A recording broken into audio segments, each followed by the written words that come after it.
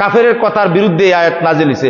এখন যদি আমি আপনিও কই নবী তো আমরার মতোই, বলেন না নাউজুবিল্লাহ, আপনার ঈমান থাকবে না, কুফরি হয়ে যাবে। আল্লাহ রাসূল বলছে যে লাস্তু ইন্নী মিসলুকুম, বুখারী শরীফের হাদিস, আমার মতো তোমরা কেউ নাই। কাহায়াতিকুম, কে আছো আমার মতো? লাস্তু ইন্নী মিসলাকুম, তোমাদের মতো আমি নই। সুবহানাল্লাহ বলেন না? বলে কেমনে নই, একটা উদাহরণ দিলে আপনারা বুঝবেন। বাশারের একটা খাসলত হইল, বাশার যখন ঘামে, মানুষ যখন ঘামে, তখন এই গাম থেকে, আমার গাম থেকে, আপনার গাম থেকে সুগন্ধি আসবে না দুর্গন্ধি আসবে? সুগন্ধি আসবে, দুর্গন্ধি আসবে, ঠিক না বেঠিক? নিজের আপন স্ত্রীও কয় তোমার জামাত গন্ধ করে সরো, ঠিক না?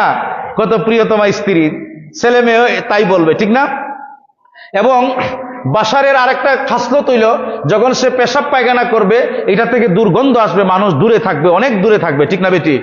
কিন্তু প্রিয় নবীর যখন ঘাম মোবারক আসতো, এটার থেকে মেশকা আম্বরের চেয়ে আরো বেশি সুগন্ধ হইতো।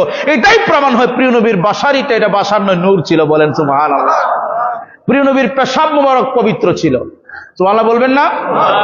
আরে হাদিস শরীফে আছে ভাই, সহিহ হাদিস, প্রিয় নবীর পেশাব মোবারক কি ছিল? পবিত্র ছিল। তাহলে কি বাশার? হ্যাঁ, না না না, প্রিয় নবী আমাদের মধ্যে শুভাগমন করেছে। বাশারটা হচ্ছে বাহ্যিক, এটা বাহ্যিক, এটা হাকিগত না। তাফসীর কারকরা তাফসীর করেছে, যদি হাকিগত হইতো তাহলে তো গামলে দুর্গন্ধ করত, ঠিক না ঠিক? তাহলে এটা জ্ঞানী লোকের জন্য বুঝার বিষয় আছে। যদি আপনার রাহমাতুল্লাহ আলাইহি সাল্লাল্লাহু আলাইহি সাল্লামকে সশরীর মুবারকে, আপনার যখন প্রিয় নবী কাতিমে কাবার মাঝে শুয়ে আছেন, কেউ বলে উম্মে হানির ঘরে শুয়ে আছেন, একই কথা। জিবরাইল আমিনকে আল্লাহ বলেন, বন্ধু আপনি যান, আমার বন্ধুকে গিয়ে বলো আমার বন্ধুকে আমি সাক্ষাৎ দিতে চাই। সুবহানাল্লাহ বলবেন না? কইছিনি আমি, প্রিয় নবী বলছি না আমি আপনাকে দেখতে চাই, এরকম কোন রিওয়ায়াত নাই। ইউনুস আলাইহিস সালাম বলছে আল্লাহ তুমি আমাকে দেখা দাও। হযরত ইব্রাহিম আলাইহিস সালাম বলছে আল্লাহ তোমাকে দেখার মনে স্বাদ জাগে। মুসা নবী বলছে আল্লাহ তুমি আমারে দেখা দাও। কিন্তু প্রিয় নবী একবারের জন্য বলে নাই আল্লাহ আমারে দেখা দাও, বরং আল্লাহই বলেছে আমি আপনাকে দেখা দিতে চাই। সুবহানাল্লাহ বলেন না? আমি আমাকে ইজহার করতে চাই আপনার সাথে। হ্যাঁ জিবরাইল আমার বন্ধুকে গিয়ে বলবে আমার বন্ধুর সাথে আমি সাক্ষাৎ করতে চাই।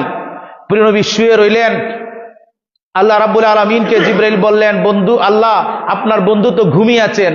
কিতাবের মেজে আসছে প্রিয় নবীকে আল্লাহ পাক বলে দিলেন, হ্যাঁ জিবরাইল কাব্বিল কাদামাইহি, আমার বন্ধুর কদমের মাঝে চুমু করো, যেন আমার বন্ধুর ঘুমের ডিস্টার্ব না হয়। তুমি বন্ধুকে জিহ্বা দিয়ে পা মোবারক লেহন করো, তুমি টুট লাগিয়ে বন্ধুর কদম মোবারকে চুমু দাও, তখন যেন আমার বন্ধু উঠে যায়, নচেত তুমি এটা করতেই থাকো। বলেন না সুবহানাল্লাহ? আচ্ছা বলেন, যেই জিবরাইল আমিন সমস্ত জিবরাইল মানে ফেরেশতাদের উস্তাদ, ঠিক না? ওই মালাইকার উস্তাদ প্রিয় নবীর কদম মোবারকে চুমু দেয়।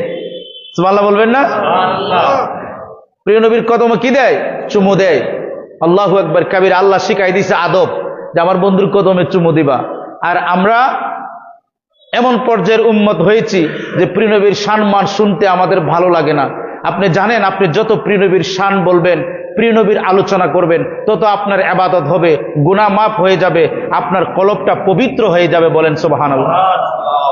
আমাদের কলবের মাঝে বেজাল আছে, আর নাইলে বুঝতে পারতেন প্রিয় নবীর শান কত বড়।